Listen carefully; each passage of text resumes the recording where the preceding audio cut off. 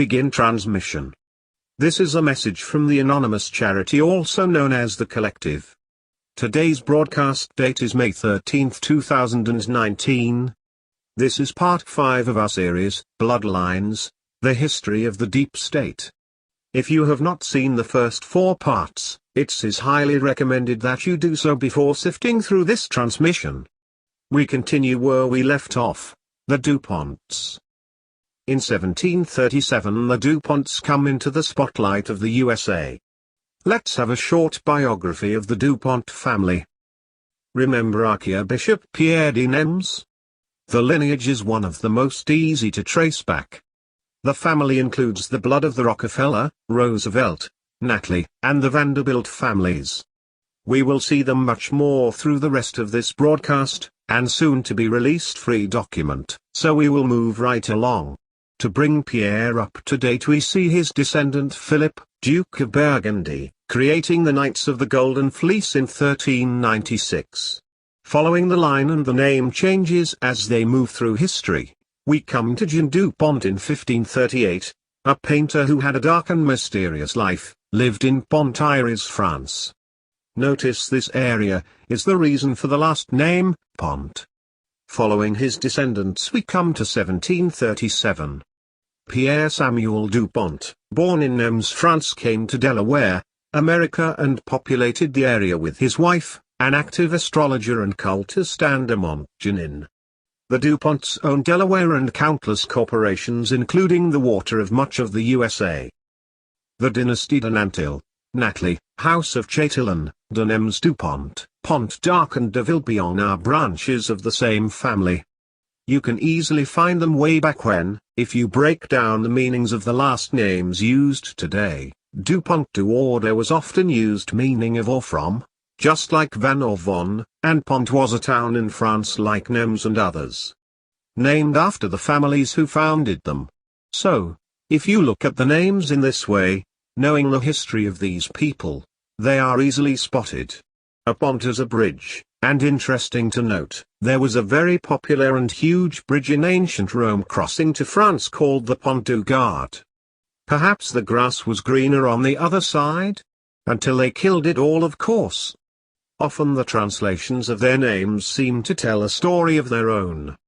They point back to their origin. Not being able to outwardly be what they are, they leave symbols and words as their confessions. What was that Q stated not too long ago? Symbolism will be their downfall. It's also our current pinned tweet, at the Collective K. All of the family's names are like this. The family tree of the elite is a web created by the same spider. Throughout history you can see the clear lineage. What is in a name? They use a multitude of different spellings, use the name of the town, or middle name of the father etc. When the line gets too much attention, the name changes and usually so does the location. From the beginning of their history, we have seen this game. Good deception tactic. In Ireland 1750 John Philpot Curran was born. He was founder of the Order of St. Patrick, aka the Monks of the Screw, an elite club. Priory Curran named his estate after his position. It is now called St. Columba College. The Right Honourable Prior Curran is best known for his writings, which includes the famous quote, "Evil prospers when good men do nothing." This appears to be true, not only in his personal life but through history and especially today. Curran was known for dueling as well as being a captivating orator, after overcoming his stuttering, and had many famous friends, including Byron and Fitzgerald. Curran married his cousin Sarah and they had 8 children before she left him for another man who Curran later sued. His favorite daughter Gertrude was killed at age 12 after falling from her window. He disowned his other daughter Sarah for running off with a man he did not approve of. The man was later judged by him, jailed and decapitated. He always got his way in the end. In 1753 we see the story of Pierre Samuel Dupont de Nems, son of Pierre and Anne. Parentless by the age of 16 he lived with his abusive uncle Pierre de Montchantin. The typical Disney plot, Dupont ran away and became a watchmaker. If you are in the inner circle of Illuminati and you get married, you receive a custom stand-up clock from the group which you must always keep in your family, set 5 minutes early, and kept in good order. When you follow the White Rabbit, you don't want to be late.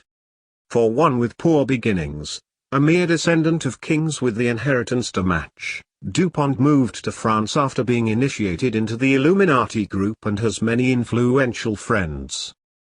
In 1770s, two of his best friends, Necker and Lafayette, loaned him large sums of money to try out his schemes in business and in forming a communist society in America. It's nice how the family passes its money around.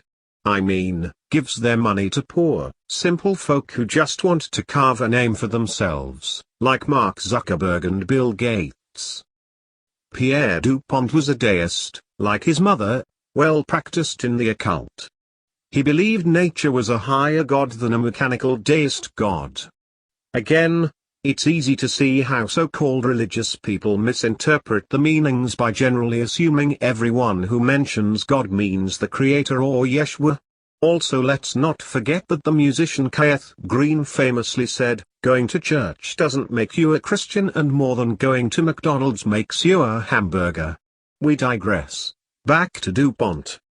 Dupont believed in his ancestor Plato's idea of government, which included a philosopher king, which we have seen since Pannonia's Kagan.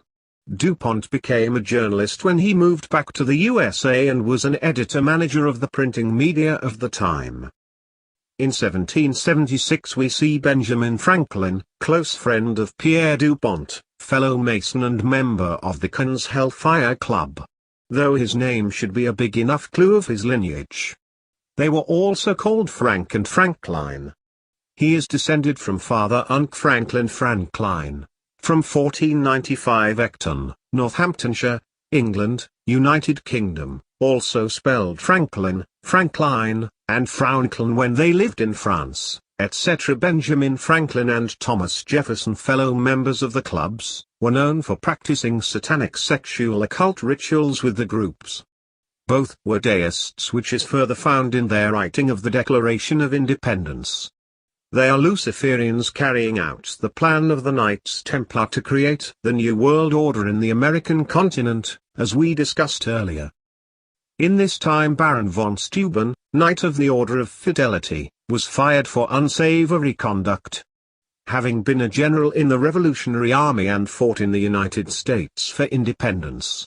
While Franklin and Silas Deane were visiting France as U.S. government agents, they heard about their friend's hardship and wrote to George Washington saying, "Lieutenant General in the King of Prussia's service, was obliged to leave due to zeal for our cause." Zeal being rape. Confirmed Mason George Washington, who was also close friends with Lafayette, a French Mason and general who fought with the colonists in the war, accepted him into American society at once. In 1783 Pierre Samuel Dupont, expecting to sit with Benjamin Franklin at the treaty table in Paris, was deceived by John Adams, who got the Americans to sign a treaty with Britain but without France's involvement.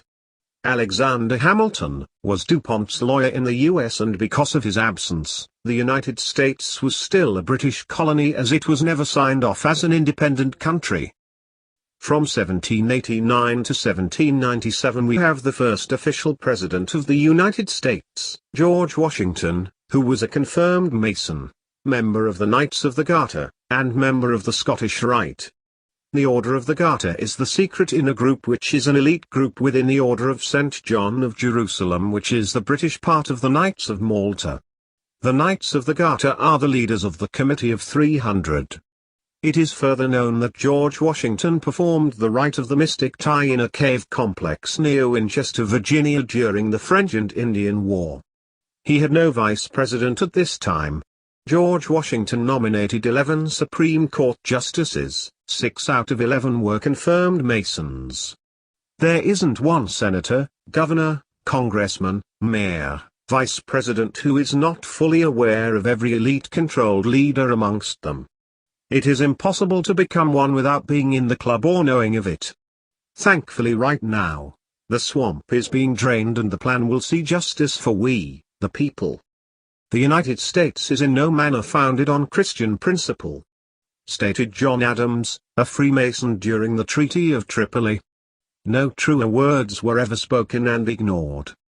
In this exciting time, much happened, so let's take a look. 1793 in November, the Duc d'Orléans, Grand Master of the Grand Orient of France, who was head of all the French Masons, along with two other key Masons and key Illuminati members, Talleyrand and Mirabeau, started the Jacobins. The name of the original lodge of the Jacobins was changed to Club Breton and then Jacobin Club.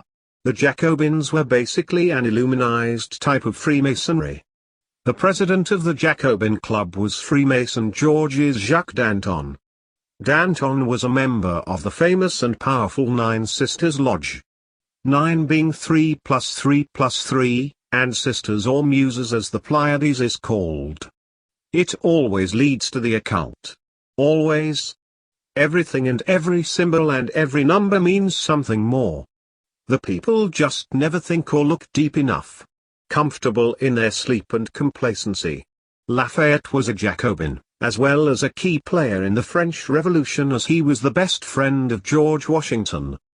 Robespierre was both a Freemason and an Illuminatus, as well as a disciple of Weishaupt and Rousseau. Prussian Baron Anacharsis Cloots, a Freemason and Illuminatus, was also a disciple of Weishaupt. If one studies what these men taught, you will discover, it is what was later called socialism and communism and had its roots firmly in Luciferianism. Weishaupt is a very well-known Luciferian. In November 1793, the true colors of the business can be seen in the campaign against religion, where many priests in France were killed. The Illuminati posted one of its mottos in public: death, Pan Lucifer, is an eternal sleep, freedom. The Illuminati believe that Lucifer has a very precise plan which he entrusts only to his very select few at the top. The Catholic Church is based on this, with its bishops and popes and rituals and chants. Much of what seems coincidence and unrelated is actually according to a very controlled and detailed, diabolical plan. Their clever plan can be seen all through history. As Aristotle stated, nature does nothing in vain. Hopefully by now you understand what the elite mean when they say things like nature, chance, natural and the like. Hilaire René Dupont was a major printer for the Jacobins, since they owned the printers. He was a deist and naturally worshipped nature. This is how media began to be twisted and controlled by the elite. They buy every new invention and inventor. They do this still today, setting up ventures, funding entrepreneurs, and being sure they buy up everything as soon as they can. Since the creation of the printing press, the elite have controlled it. In 1794 the Jay Treaty between the United States and Great Britain was signed. America agreed to pay £600,000 sterling to King George III, as reparations for the American Revolution. The treaty was ratified by the Senate in a secret session, who ordered that it not be published. Benjamin Franklin's grandson published it anyway, and Congress passed the Alien and Sedition Acts in 1798 so federal judges could prosecute editors and publishers for reporting the truth about the government. Freedom of speech was lost then. Why did they agree to pay £600,000 sterling, 11 years after the war ended? Subversion. Great Britain is America's motherland. Complete with the French Mithra statue called Liberty holding the light high up over the citizens to better see their every move. By 1796 the government owed the bank $6,200,000, and by 1802 the government owned no stock in the bank. That is why the War of 1812 was created. The colony has been in debt ever since. In 1800 Henri de Saint-Simon wrote The Globe and the Reorganization of the European Community, which laid out ideas and plans for European unity. Saint-Simon suggested in the early 1800s that the date 2000 be the target date for the agenda to be in effect.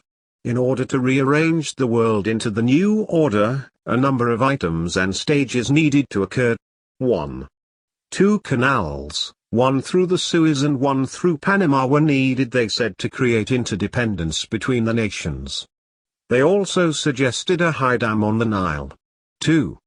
They suggested the technological transformation of the Earth, and the biological creation of a new, androgynous humanoid. Progress would be brought about by a series of revolutions. 3. Saint Simon, a horny little illuminatus, wanted to have a child with Madame de Staël, which would become the Antichrist. Don't worry, it didn't happen. The rest of it has though, which is enough. In 1801, Isaac Long, a Jesuit, brought a statue of Baphomet, Pan, Lucifer, to Charleston, South Carolina, where he helped to establish the ancient and accepted Scottish rite. 1802 we see President Jefferson Davis born. The Jesuit spy Jefferson Davis was made a president of the Confederate side of the states to plan and carry out the assassination of President Abraham Lincoln, to make room for the new candidate. The Civil War, just another terror drill, made its economic depression as planned, so it was able to be more easily controlled, as well as helping to bring down the population in America so it was at an acceptable size once again. They do nothing without making profit from it. Nothing for your good. When they say the greater good, they mean theirs. During this time Victor Marie Dupont was an aide-de-camp to Illuminatus Lafayette from 1789 to 1792. He came from France to America in 1800 and soon got involved in Freemasonry. His Masonic career, according to Masonic records, is quite a busy one. In 1808 he signed a Masonic petition to create a lodge at Angelica, New York. In 1813 he joined Washington Lodge No. 1 of Delaware, then joined Knights Templars of Wilmington, Delaware. In 1819 he became Grand Marshal of the Grand Lodge of Delaware, which lasted on and off for several years, and in 1825 he was the Grand Treasurer of the Grand Lodge of Delaware. Ilithier Ine Dupont along with Nicholas Biddle and Anasta were chosen to be directors of the newly created United States Bank. By the end of the American Civil War the Dupont family owned all of Delaware and was well known for being Episcopalian. If you are living in America you can probably find much of your kitchen has Dupont products of some sort, water filters, faucets, hoses, and most chemicals that you use to clean are DuPont Company's products as well. DuPont has developed Vespel, neoprene, nylon, Corian, Teflon, Mylar, Captain, Kevlar, Zemdrain, M5 Fiber, Nomex, Tyvek, Sorona, Corfam, and Lycra. DuPont also developed Freon and many agricultural aids such as Monsanto provides as well. Ilithier Ine Dupont de Nemours and Company was founded in 1802.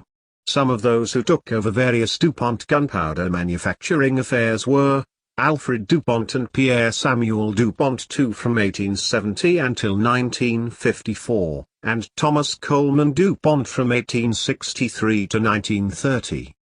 When the family started in gunpowder in 1802 they dominated the industry, and by the end of the century they had the monopoly on it. Today it is an international industry with corporations in Singapore, Taiwan, Brazil, Australia, UK, Korea, Belgium, Luxembourg and more. The Army and Navy convinced the DuPont dynasty to implement a contract with the Koppel Company in Belgium for smokeless powder, which when the formula was received was found to be inferior to what the Americans were already producing. The ordeal concluded with the DuPonts going with their own formula and setting up a new plant at Carneys Point, New Jersey. Alfred Dupont wasn't busy enough running the family's explosives business and also had a political campaign fighting against Coleman Dupont. Alfred won control of Delaware's politics and in 1911 bought the top paper, the Wilmington Morning News. He soon controlled 9 of Delaware's newspapers and the censorship grew and grew.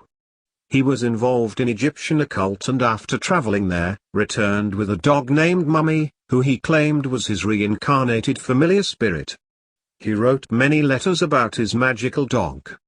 Alfred died in 1935 and as the story goes his friend Ed Ball, who ended up marrying his wife and increasing DuPont's fortune to billions by the 60s, is said to have murdered him.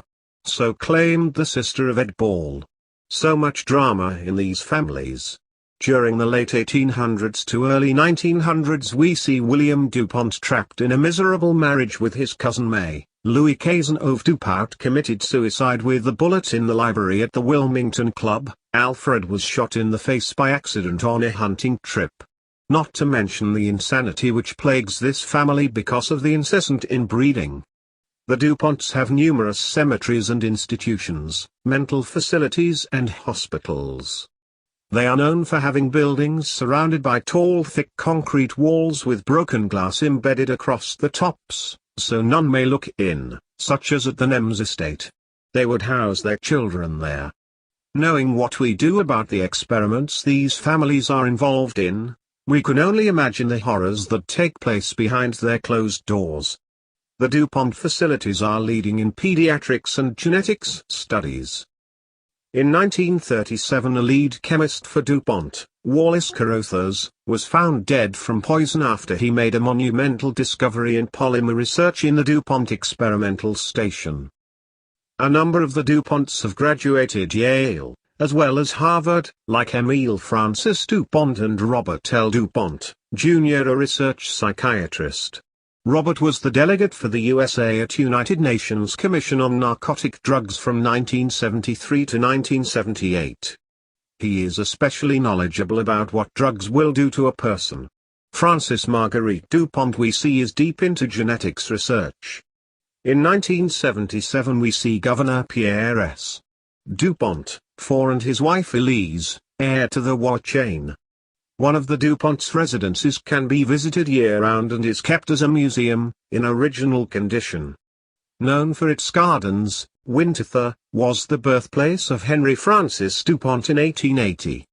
Henry went to Groton School, an Ivy League Episcopalian boarding school in Massachusetts. The motto of the school is Qui serviris regnare, which means to serve is to rule. This school was founded by the son of Samuel Peabody, partner of the London banking firm known as J.P. Morgan and Company, which consequently funded the school. After moving to the USA, son Endicott graduated from Jesuit-controlled Trinity College, Cambridge, married his cousin Fanny and opened the boarding school. He is said to have implemented the Spartan educational system, cold showers and cubicles included. Naturally, being a high society Episcopalian family, we can see the circles of people the families always seem to be around. How the webs connect. Many elitists attended this school, as one would imagine, including Franklin Roosevelt. In 1999 3 students came out about sexual abuse in the dormitories, and as usual, it was silenced even as others came forward. Henry went on from this school to study horticulture at Harvard University.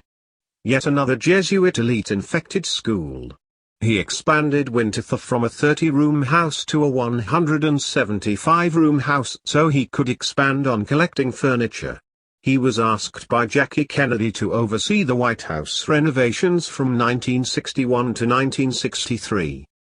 The DuPonts today have their hands in the New Age religious movement sweeping the world today, as well as genetics and manufacturing products we have mentioned. The perfect example of how the elite profit whatever way the pendulum swings. When the families want war, they profit. When there comes a new industrial boom, they monopolize it, and if there is anything to be said about it, they will print what you need to know. Also, like most of the elite families, the DuPonts are involved in horse breeding and racing.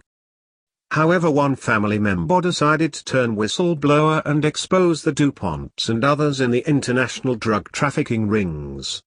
Louis DuPont Smith wrote a book called Dope Incorporated, which we highly recommend. Oh, and speaking of, if you are a whistleblower, please contact us at anonatateChan.dev. The book details much of the elite's agendas and procedures. His family got a judge to rule that Louis was incompetent after the scandal, and the court declared that Louis could only have $15,000 of his fortune. The DuPonts also tried to stop his wedding. In 1992 a federal informant saved Louis from getting captured, and taken 60 miles into the Atlantic on his father's yacht to be tortured and programmed. His family had hired a motorcycle gang with Black Hoods and some CIA mercenaries to kidnap Lewis. Lewis found out and was able to escape, but as the elite families own the justice system, no charges were successful against them. In 2009 we see Robert H. Richards, son of Mariana DuPont Stillman, charged and convicted of raping his 3-year-old daughter. He was sentenced 8 years in prison, but the sentence was suspended because, well, he is a DuPont and he is protected. Another proud member of the family was John Ilithier DuPont, who murdered Olympic gold medal winning wrestler Dave Schultz in 1996. As a DuPont with all the mental instability and excessive wealth that comes with it, John was a self-made wrestling coach. The Hollywood version of his life can be seen in the movie Foxcatcher. He died in prison in 2010. Emily Pemmy DuPont Frick can be seen in the tabloids and gossip columns helping to keep the family public front going. After all, the papers you own and control must be filled with something. What could be more sympathy-raising than stories of how her dear old mother of the dynasty is living in squalor, somehow? The great-grandson and heir of Alfred I. DuPont, Stephen Dent, was married in 1986 to Valerie Johnson. In 2009 he was extorted, blackmailed, 3 times by his prostitutes whom he would pay tens of thousands of dollars for. Stephen Dent enjoyed visiting SeekingArrangement.com and setting up extravagant hotels and sex parties costing more than $200,000. He is reported to call those he pays for sex, slaves, and does vile and vulgar acts. Another jewel of the family is Lamont DuPont Copeland. The Copeland family is very large in religious movements in America. Together with Hugh Moore and William Henry Draper Jr., Lamont founded the Population Crisis Committee, now known as the Population Action International, as a lobbying organization for government involvement in population control. You can see from its website it is just another United Nations Agenda 2030 pusher, making profit off of your donations so they can spread more patented diseases and murder worldwide. Lamont also established the Anderlott Fellowship at the University of Delaware, which is listed as one of Harvard's financial aid funds. He died in 1983 but not before having 3 children. His children are Bouchain Vineyards winery owner Jarrett Van Sweringen Copeland, Lamont DuPont Copeland Jr. nicknamed Motzi, who is Chief Executive Officer of Associates Graphic Services, which he founded and focuses on printing. He is also a trustee of Christiana Care Health Services, Brooks School, the Mount Cuba Center for Piedmont Flora, Red Clay Reservation, and the University of Delaware Library Associates. His sister is Louisa DuPont Copeland, who is called Mrs. Robert W. Dwelling in papers frequently, a convenient way to hide identity in plain sight. She married James Biddle of the Philadelphia Biddles, who are said to be the first family of Philadelphia. Their children are Letitia Copeland Biddle, Pamela Copeland Biddle, and James Copeland Biddle. Letitia was married to Seth Matthew Blitzer by Rabbi Emily Kortsanik. Letitia graduated from Miss Porter's School and the University of Vermont, an Ivy League school. Ivy League simply means entirely created and controlled by the Jesuit elite. Pamela was married to Joel Fishman by Rabbi Bruce Goldman as well as Episcopalian Reverend Gregory Straub. She graduated from Foxcroft School and the University of Virginia and New York University. Finally, James Copeland Biddle was married to Kristen Ann Cater by an Episcopalian. He was president of BDC Entertainment. These families are not the top of the chain, but they are the ones directly orchestrating your futures through their generations under the orders of the upper elite families. If humanity does not start to think as they do and see the generational links and progressions, then it will never survive. This will be continued tomorrow, with the lineage of a few more of these families on May 14 at 17:45 Pacific Time. If you can, please join us back then. This has been a message from the anonymous charity known as The Collective. Today's broadcast date is May 13, 2019. End of transmission.